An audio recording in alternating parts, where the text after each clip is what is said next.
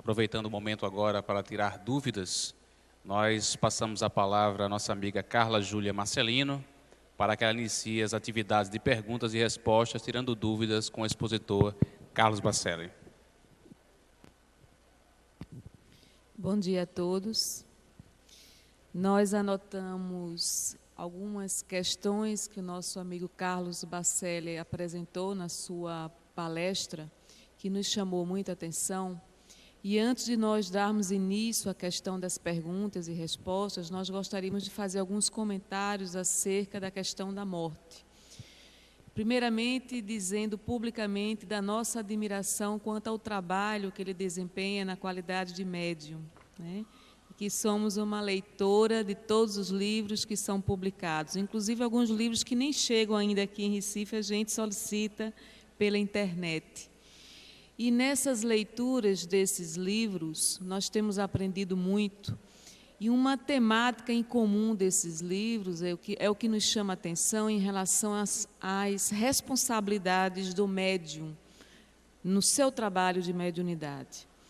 O retorno ao mundo espiritual, na verdade, se dará como consequência do bem ou mal viver aqui no mundo material. Então, uma das coisas que nos chamou muita atenção em todos os seus livros, inclusive na sua própria palestra na manhã de hoje, é que ele fala sobre o ciclo vicioso de provas. Ou seja, quando ele nos diz quanto à necessidade de nós quebrarmos esse ciclo vicioso, a importância de nós lidarmos com as oportunidades que surgem na nossa vida. Quem são essas pessoas que nós estamos compartilhando socialmente? Quem são essas pessoas que fazem parte do nosso ciclo familiar? Como nós estamos convivendo com essas pessoas no nosso dia a dia? E de que forma nós estamos trabalhando os nossos sentimentos e pensamentos no sentido de tirar o máximo proveito possível dessas convivências? Lembro-me no Evangelho segundo o Espiritismo que nos chama a atenção quanto à importância da reconciliação com os adversários. Reconcilia-te com teu adversário enquanto estiveres a caminho com ele.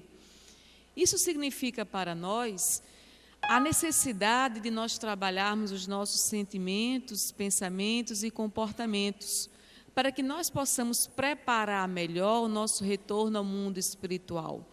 Normalmente o espírita se preocupa muito com a vida futura e se preocupa muito quanto ao seu regresso ao mundo espiritual.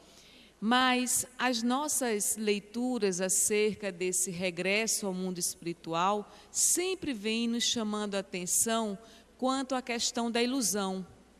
Nós temos que ter muito cuidado quanto à autoilusão. E o que significa essa autoilusão? Nos supormos sermos mais do que nós somos, acreditarmos que temos qualidades que ainda não conquistamos, acreditarmos que nós somos verdadeiros exemplos, quando muitas vezes damos exemplos negativos dentro da nossa própria convivência no movimento espírita e na nossa convivência em sociedade. Então, nós não queríamos deixar de passar essa oportunidade para chamar a atenção quanto à responsabilidade de todos nós que somos estudiosos da doutrina espírita. Qual é a nossa exemplificação diária acerca dos ensinamentos que nós estamos aprendendo? Odilon Fernandes nos chama a atenção quanto à questão do médium intelectualizado. Ora, o movimento espírita, a doutrina espírita, não precisa de médiuns intelectualizados. Precisa, sim, de médiuns evangelizados, médiuns esclarecidos, trabalhadores de boa vontade, pessoas que estudam a doutrina espírita com um propósito maior, que é a exemplificação dos seus postulados. Então, o desafio nos é lançado na condição de trabalhadores de uma casa espírita, trabalhadores da doutrina espírita. Nos tornarmos pessoas melhores do que nós somos atualmente. Chegaram para nós algumas perguntas e nós queremos lançar para o nosso irmão a oportunidade de responder. Uma delas, Como controlar os átomos para um efeito de cura?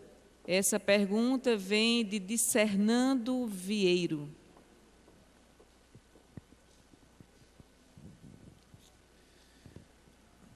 Bem, acreditamos que primeiro precisamos aprender a exercer maior controle sobre nós mesmos, sobre os nossos impulsos, sobre os nossos pensamentos, sobre os nossos sentimentos.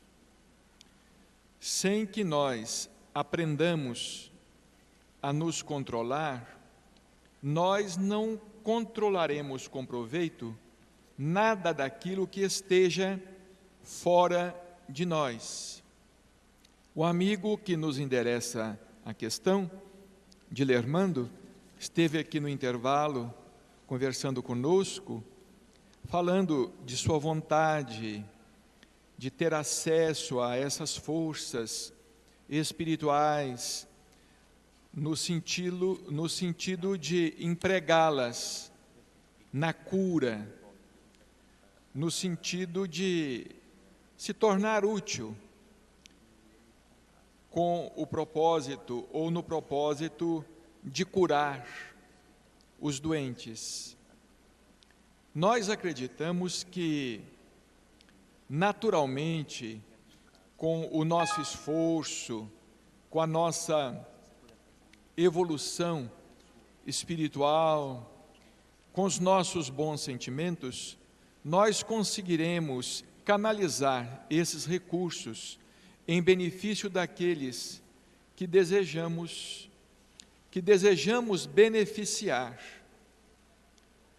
Aqui eu me recordo de uma médium em Uberaba, já desencarnada, a nossa irmã Antusa Ferreira Martins, médium de cura, médium passista, que trabalhou com Eurípides Barçanufo em Sacramento. Antusa era uma médium sem cultura, ela era surda e muda, em consequência de uma meningite que sofreu na adolescência. Desenganada pelos médicos, a família a levou à cidade de Sacramento, onde ela foi curada por Eurípides Barçanufo e começou a trabalhar com Eurípides Barçanufo, ainda mocinha, manipulando as ervas, manipulando os medicamentos. Antusa se dedicava à cura mediúnica. Ela era portadora de diversas faculdades mediúnicas. Embora fosse surda e muda, ela era clarividente, clareaudiente, médium de efeitos físicos, médium de desdobramento.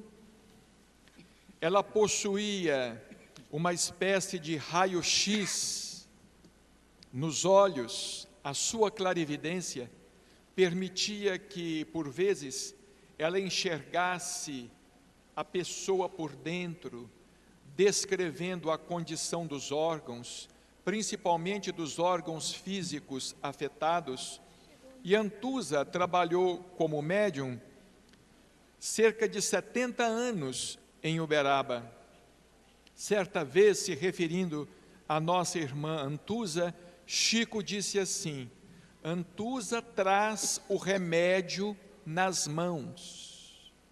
Então vejamos, essa questão de manipularmos os recursos da natureza, de manipularmos os recursos de cura, não se resume a simples conhecimento, não se resume a simples capacidade de controlarmos os átomos ou controlarmos essas energias espirituais, essas forças espirituais.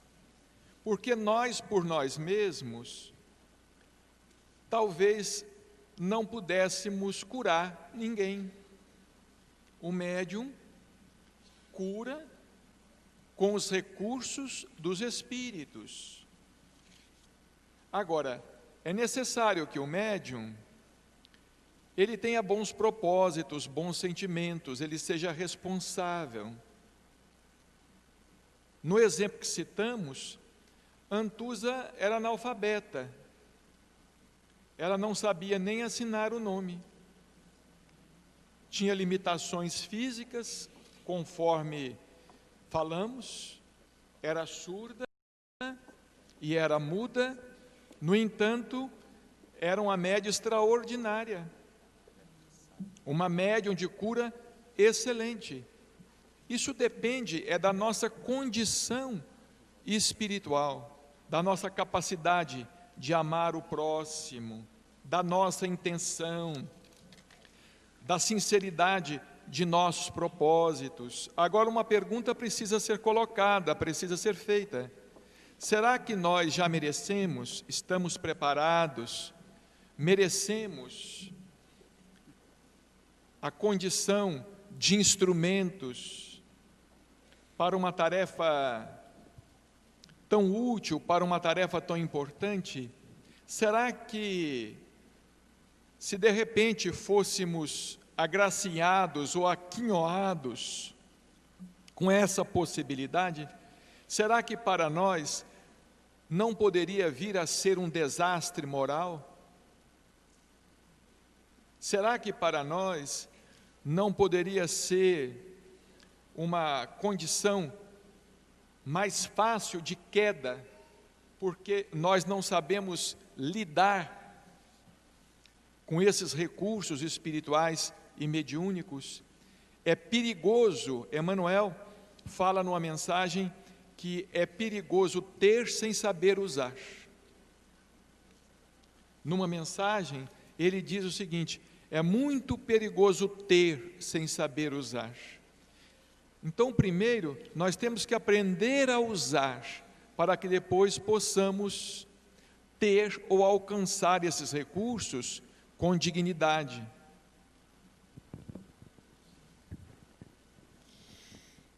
Uma outra pergunta que foi feita aqui, foi dito que cada átomo, cada célula reencarna. De que forma? Essas estratégias não fazem parte da matéria mais pesada? Sim, existem as leis da matéria. Allan Kardec se refere a esse assunto em O Livro dos Espíritos. Existem as leis que regem o mundo material, o mundo inorgânico, como existem leis que regem o mundo orgânico. Agora, a nossa visão ainda é uma visão muito estreita. Nós falamos na existência do reino mineral, do reino vegetal, do reino animal, do reino hominal, do reino espiritual, mas existem reinos que nós sequer ainda conhecemos.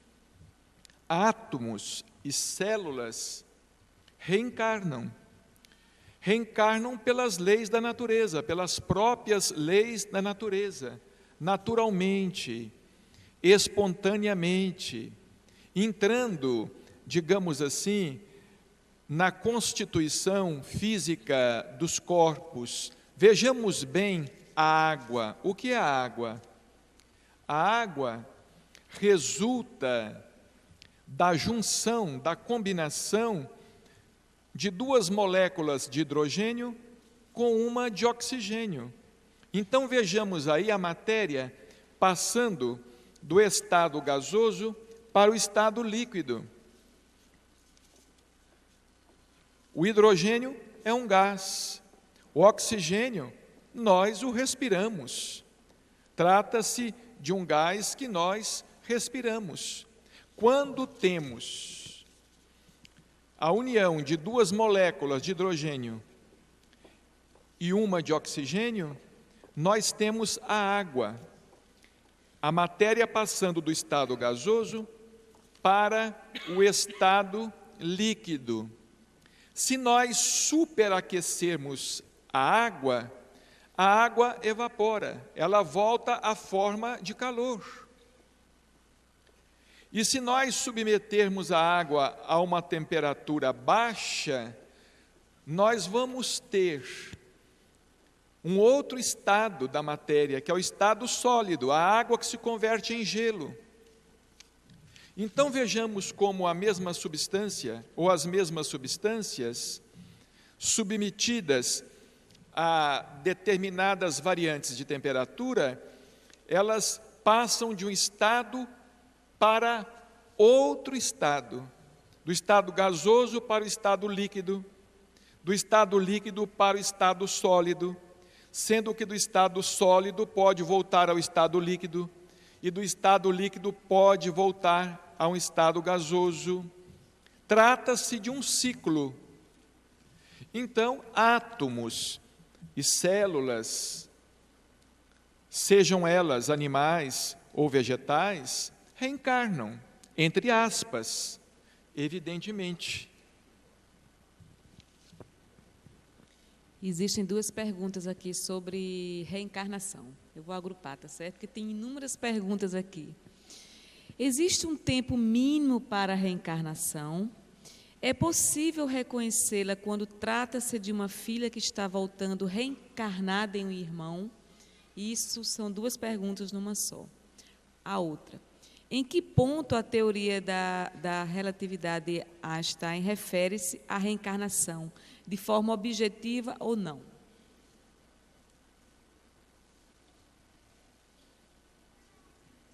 Existe um tempo mínimo para a reencarnação? Varia de espírito para espírito, de acordo com a necessidade do espírito. Existem espíritos que reencarnam logo, existem espíritos que permanecem mais tempo no mundo espiritual. Na atualidade está ficando cada vez mais difícil reencarnar, devido a essa questão da limitação do número de filhos. Antigamente as famílias, os casais tinham 10 filhos, 12 filhos, 15 filhos. Hoje, os casais no máximo 2 filhos, 3 filhos, às vezes 1 filho. Isso já faz parte, segundo o nosso caro doutor Inácio, isso já está fazendo parte daquele processo de separação do joio e do trigo, daquele processo em que alguns espíritos já não conseguirão mais lugar para tomarem corpo na terra. Existem espíritos que ficam 200 anos no plano espiritual. No livro Obreiros da Vida Eterna, André Luiz nos fala em Asclépios, espírito de uma evolução espiritual tal que só vem à Terra de 800 em 800 anos. Então isto varia de espírito para espírito. É possível reconhecer quando trata-se de uma filha que está voltando?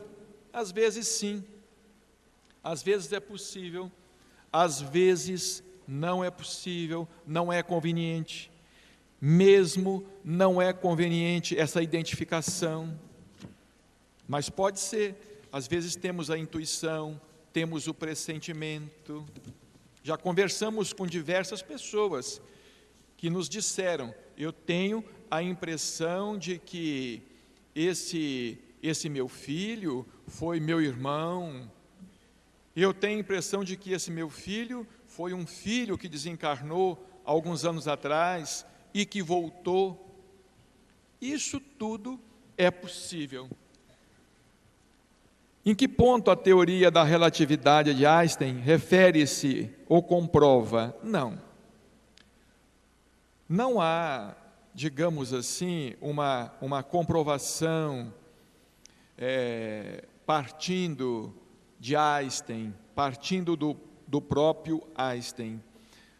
Nós é que deduzimos, porque desde que Energia pode se converter em matéria. O que é o espírito? O espírito é energia, uma energia inteligente. Agora, desde que a energia pode se converter em matéria, pode sair de uma dimensão e vir para uma outra dimensão. Hoje a física quântica fala muito a respeito dos chamados portais quânticos. Fala muito a respeito dos portais quânticos, essa possível travessia de uma dimensão para outra dimensão, que a ciência está estudando, a questão dos universos paralelos, etc. e etc. Einstein, ele não chegou a opinar favoravelmente a respeito da reencarnação, pelo menos não é de meu conhecimento nenhum texto dele neste sentido, mas trata-se de uma dedução lógica. Nós nos referimos aqui ao físico Jean Charon, que foi um dos integrantes da escola de Einstein. Nos referimos à obra dele, O Espírito, esse desconhecido, e ele conclui pela reencarnação. Trata-se de um físico e ele demonstra em sua obra, do ponto de vista da física, ele demonstra em sua obra que a reencarnação é uma consequência natural. E eu gostaria só de mencionar, acrescentando isso que Carlos falou, que no nosso grupo mediúnico da desobsessão, do Manuel Quintão, nós temos recebido alguns espíritos que já são bastante antigos, inclusive não vivenciaram a experiência do conhecimento do Cristo. E que o doutrinador ele tem que fazer toda uma adaptação no diálogo de conversação com esses espíritos, porque não adianta você mencionar a figura do Cristo para um espírito que já vem de muito tempo antes do próprio Cristo. Então, tem acontecido diversas experiências do nosso grupo mediúnico que cada vez mais nos concita a uma maior especialização no estudo da mediunidade, não é? Doutor Odilon costuma dizer que se o espiritismo é uma ciência, a mediunidade é uma ciência dentro de outra ciência, e que a mediunidade precisa realmente ser estudada, porque trata-se de um universo, de um mundo novo. E ele tem uma outra expressão que nós consideramos também muito interessante. Ele diz assim: em termos de mediunidade, nós agora estamos saindo da caverna, em termos de exercício mediúnico, em termos de conhecimento da mediunidade, nós agora estamos saindo da caverna. Nós temos feito algumas viagens pelo Brasil, por alguns estados, principalmente São Paulo, Minas Gerais, Goiás, proferindo palestras, às vezes seminários, e participando de simpósios como este que está sendo realizado aqui. E nós temos feito uma pesquisa entre os participantes, os participantes dos que comparecem, né? Entre os que comparecem às palestras, aos congressos, e nós perguntamos, por exemplo, às pessoas: quem é que já teve oportunidade de pelo menos ler o Livro dos Espíritos, do começo ao fim? Poucas pessoas. Quem é que já teve, por exemplo, oportunidade de ler a coleção de André Luiz, toda a coleção de André Luiz, pelo menos uma vez? Poucas pessoas. Geralmente não dá um terço dos presentes às palestras e aos seminários. Então, como dizia o nosso saudoso Herculano Pires, professor Herculano Pires, que já se encontra no mundo espiritual, o espiritismo para nós continua sendo o grande desconhecido, mesmo para os espíritas. Para os espíritas, ele continua sendo o grande desconhecido, porque não lemos o que deveríamos ler, não estudamos o que deveríamos estudar, não participamos muitas vezes, nós recorremos à casa espírita apenas buscando, querendo algo da espiritualidade, queremos tomar um passe, queremos uma mensagem psicografada, queremos receber uma bênção qualquer através da mediunidade, mas nós não nos engajamos num grupo de estudo, não fazemos parte, não queremos ler, não queremos estudar.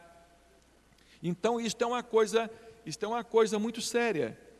Por exemplo, nós estivemos numa cidade do interior de São Paulo, há coisa de 2 meses atrás, proferindo uma palestra num centro espírita, aproximadamente 500 pessoas. Aí perguntamos, quem é que já leu Nosso Lar? Nós estamos falando em leitura e não em estudo, porque as obras de André Luiz precisam ser estudadas. Então, nós perguntamos, quem é que já leu Nosso Lar, do começo ao fim? Menos de 1/3. Menos de 1/3. E vejamos bem, Chico Xavier, ele não é um médium de ontem, ele é um médium de hoje. Ele é um médium atual, ele desencarnou em 2002. Fazem 4 anos que ele voltou ao mundo espiritual. Nós não conhecemos Kardec, nós não conhecemos Leon Denis, não conhecemos as obras de Gabriel Delany, de Ernesto Bozano, enfim, dos clássicos. Não conhecemos os clássicos da doutrina espírita. No máximo, quando estamos aperreados, para me servir de uma expressão usual, a gente abre o Evangelho segundo o Espiritismo, faz uma leitura, pede a ajuda dos espíritos. Nós ainda não modificamos os nossos hábitos, ainda não conseguimos modificar os nossos hábitos, então precisamos de fazer um trabalho conosco neste sentido. Vamos ler as obras, vamos estudar as obras. Você que foi escolhido para ter a felicidade de conviver com 2 espíritos como Chico Xavier e Dr. Inácio, como você se coloca dentro da responsabilidade da meiga doutrina? Isso é uma pergunta. A outra. Senhor Carlos Bacelli, ainda existe em Uberaba algum centro em que se recebe as pessoas necessitadas de cura nos moldes que existia com Chico Xavier? Todo centro espírita é centro de cura. Todo centro espírita, toda casa espírita. Aliás, o verdadeiro trabalho de cura espírita é o do passe. É o passe, a água fluidificada ou magnetizada, não é? Certa vez lá no Pedro e Paulo, chegou alguém me perguntando, vocês têm trabalho de cura aqui? Eu falei, não, aqui tem trabalho de cura. Que dia que é? Não, é todo dia. E o horário? É toda hora. Aqui tem trabalho de cura, não é? Porque esse trabalho é importante. O trabalho cura a gente realmente, cura as nossas mazelas.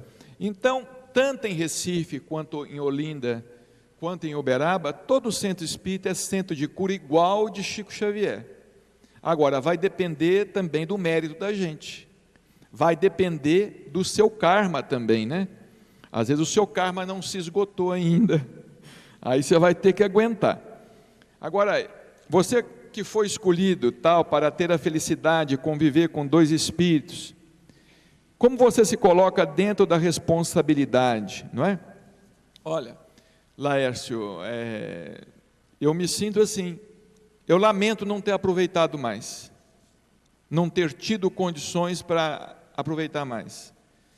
Eu lamento naqueles sábados, ou naquelas sextas-feiras, naqueles sábados, Eu lamento quando era assim 2h da manhã, o Chico ainda estava psicografando, e eu com sono, bocejando. Eu lamento isso. Eu lamento quando dava 3, 4 horas da manhã, eu com sono, querendo ir para casa dormir, e o Chico com aquela paciência enorme atendendo o povo, e eu vibrando: acaba a reunião, Chico, vamos embora, Chico, acaba a reunião, eu estou com sono, Chico, eu estou cansado. Eu lamento isso tudo, não ter aproveitado mais o nosso caro doutor Inácio, não ter aproveitado mais o nosso caro Chico Xavier, porque sinceramente, eu não sei mais quando nós vamos ter na Terra um espírito como Chico Xavier. Porque não se trata de idolatria não, viu gente? Não é idolatria, e não é ser chiquista também não, mas se alguém me chamar de chiquista eu vou agradecer, porque para mim é elogio. Eu acho que até devem me chamar, porque adoro ser chiquista, não é? É chique, não é? É chico, é chique. Mas eu não tenho esperança de conviver com o espírito da envergadura de Chico Xavier, porque Chico Xavier era um todo. Aquele homem era sábio, ele era sábio, ele era inteligente, ele era gênio, ele era santo, ele era tudo. Ele era tudo. Porque eu conheci Chico Xavier na intimidade. O Chico não era uma coisa no centro e outra dentro de casa, não.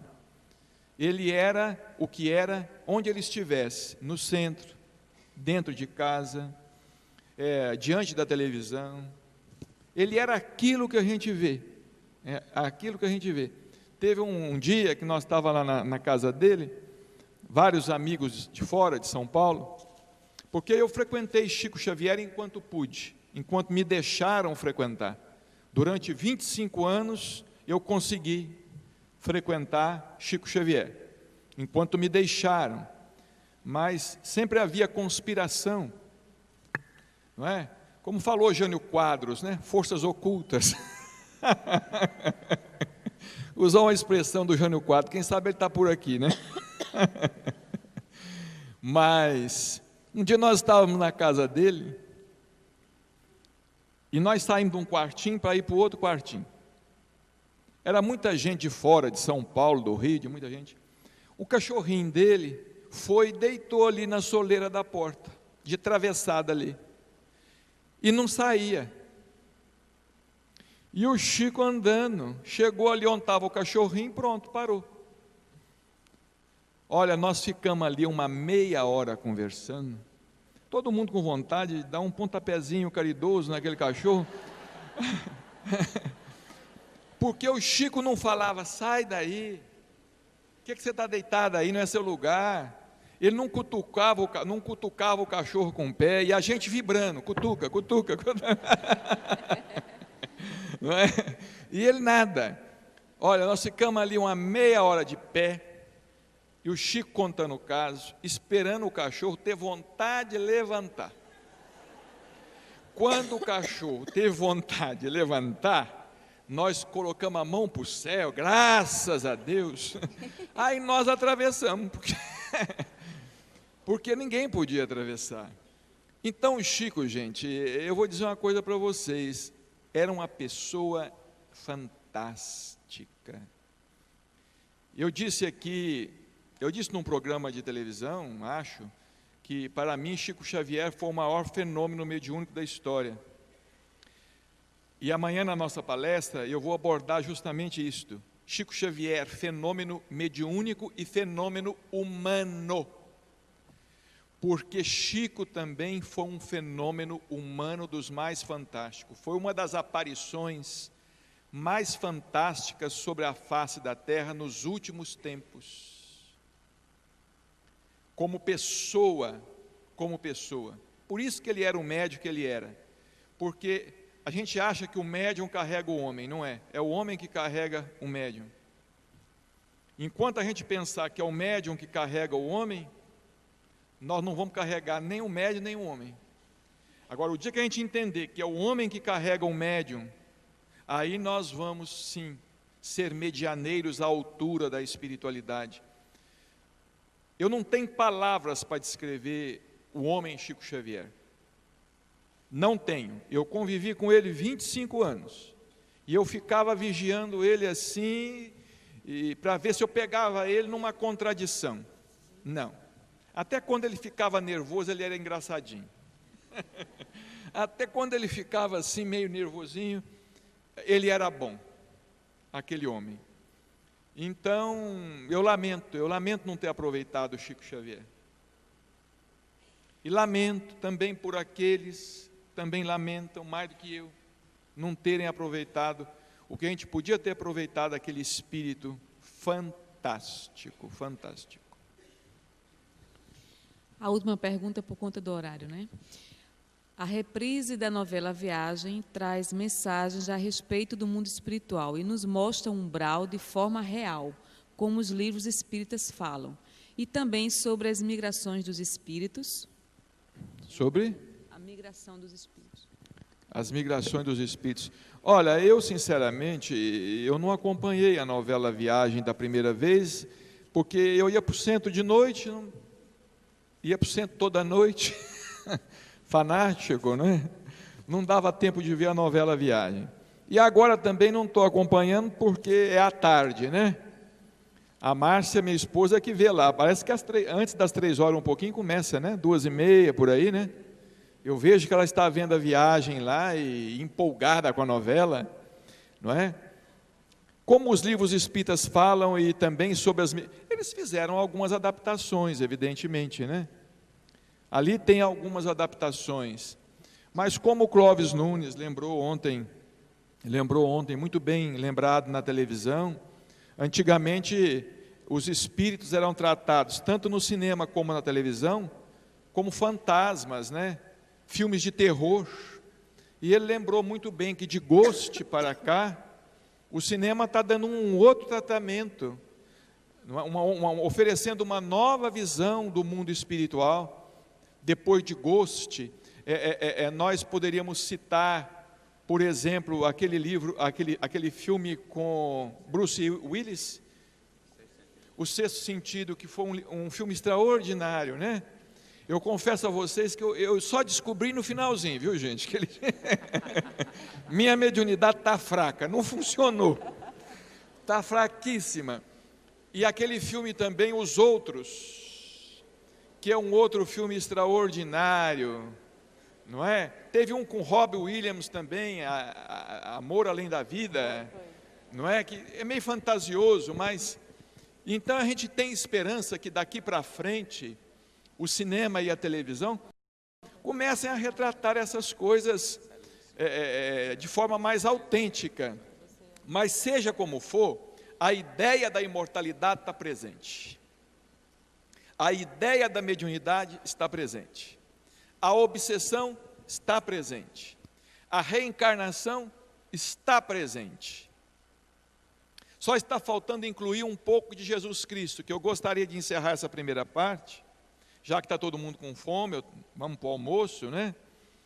Eu só gostaria de encerrar essa primeira parte com uma lembrança de Chico Xavier, porque nós estamos aqui num simpósio, discutindo a doutrina em seu tríplice aspecto, não é? E eu, particularmente, gosto muito do aspecto filosófico da doutrina, não tenho assim tanta afinidade pelo aspecto científico, porque a minha cultura não ajuda, a minha formação cultural não ajuda, mas tenho uma predileção muito grande pelo aspecto ético, religioso, moral da doutrina. E Chico uma vez nos fez uma advertência, ele falou assim: olha, vocês são espíritas, vocês são companheiros da doutrina espírita. Eu estou dizendo isto a vocês porque eu vou embora, eu estou indo embora, mas vocês vão ficar, e a responsabilidade será de vocês. Não deixem tirar Jesus do Espiritismo, porque se tirarem Jesus do Espiritismo, O Espiritismo irá se transformar numa filosofia como tantas que existem por aí, porque só Jesus é capaz de nos falar ao coração para que nós nos sintamos motivados à renovação íntima. Então não deixem tirar Jesus Cristo do Espiritismo. E com as mesmas palavras que nós ouvimos de Chico Xavier, nós estamos aqui encerrando a nossa participação nesta manhã, passando um pouco desta responsabilidade que naquele momento pesou sobre os nossos ombros, para que pese também sobre os ombros de cada um de vocês, porque nós todos estamos com esta responsabilidade. Não vamos deixar tirarem, não sei quem, mas não vamos deixar tirarem Jesus da doutrina espírita, porque senão o espiritismo será uma filosofia reencarnacionista. Os pré-socráticos eram reencarnacionistas e o mundo não mudou. Porque senão o espiritismo será uma doutrina científica que estuda o perispírito, o corpo espiritual, a reencarnação, e o corpo espiritual, ele é conhecido desde os tempos dos faraós no Egito, desde os tempos das pirâmides, o corpo astral, e isso não foi capaz de mudar a humanidade. O que vai mudar o homem é a bondade, é isto que muda o homem, é Jesus dentro da doutrina espírita, no centro espírita, nas tarefas espíritas, no dia a dia, é o perdão, é a humildade, é a renúncia, é o amor, é isto que nós precisamos, dentro das nossas casas espíritas, para que nós espíritas deixemos de ser personalistas, vaidosos, orgulhosos, e não briguemos tanto uns com os outros, como nós estamos brigando, não é? E nos atritando tanto uns com os outros. Precisamos respeitar os companheiros que pensam de forma diferente. Se pensam de forma equivocada, é porque talvez não estejam conseguindo ainda pensar corretamente. Mas vamos ser fraternos, vamos ser solidários, porque senão nós estaremos pecando pela base. Porque eu amo muito Allan Kardec, mas entre Jesus e Allan Kardec, eu fico com Jesus Cristo. São estas nossas palavras finais.